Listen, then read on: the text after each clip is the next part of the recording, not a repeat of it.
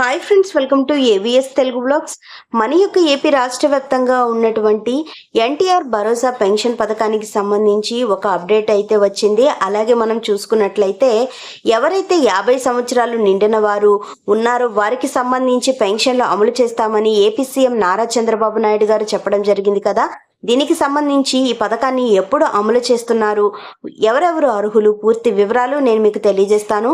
మన ఛానల్ని మొదటిసారి చూస్తున్నట్లయితే సబ్స్క్రైబ్ చేసుకోండి. గవర్నమెంట్ నుంచి వచ్చే ప్రతి చిన్న అప్డేట్ ఎప్పటికప్పుడు నేను మీకు తెలియజేస్తూ ఉంటాను.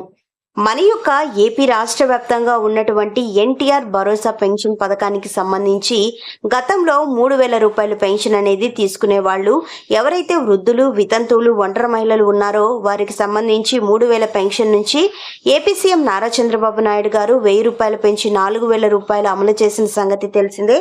అయితే గతంలో మనకు గత నెలలో చూసుకున్నట్లయితే దాదాపుగా 65 లక్షల మంది పెన్షన్ లబ్ధిదారులకు అయితే డబ్బులు అయితే పంపిణీ చేయడం జరిగింది. అయితే మనకు వెరిఫికేషన్ అయితే చేయడం జరిగింది కదా.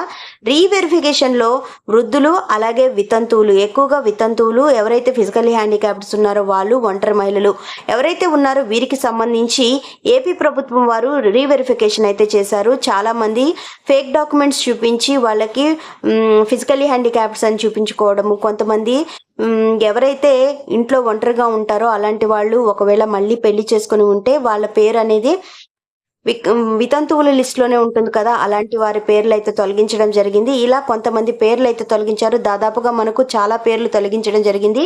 ఈ ఆగస్టు నెలలో చూసుకున్నట్లయితే కనుక ఎవరెవరి పేర్లు తొలగించారు ఏంటి పూర్తి వివరాలు అయితే మనకు తెలియజేస్తారు.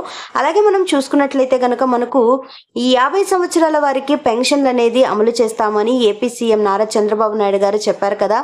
అయితే 50 సంవత్సరాలు నిండిన ఎస్సీ, ఎస్టీ, బీసీ, మైనారిటీలకు సంబంధించి మనకి ఏ అప్డేట్ అయితే ఇంకా విడుదల చేయలేదండి. ఈ పెన్షన్లు ఎప్పటి నుంచి అప్లై చేసుకోవాలని కూడా మనకి ఇంకా తెలియచేయలేదు. సో మీరు డాక్యుమెంట్స్ అయితే రెడీగా చేసుకోండి.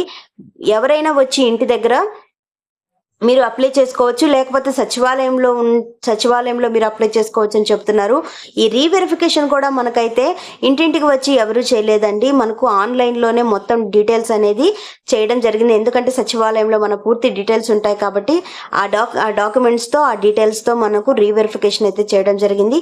సో ఫ్రెండ్స్, చూసారు కదా, ఇదండి మనకు వచ్చినటువంటి లేటెస్ట్ అప్డేట్. మరిన్ని వివరాల కోసం, మరిన్ని అప్డేట్స్ కోసం మన ఏవిఎస్ తెలుగు బ్లాగ్ ఛానల్ని సబ్స్క్రైబ్ చేసుకొని లైక్ చేయడం మర్చిపోకండి. Thank you for watching, friends. Thank you.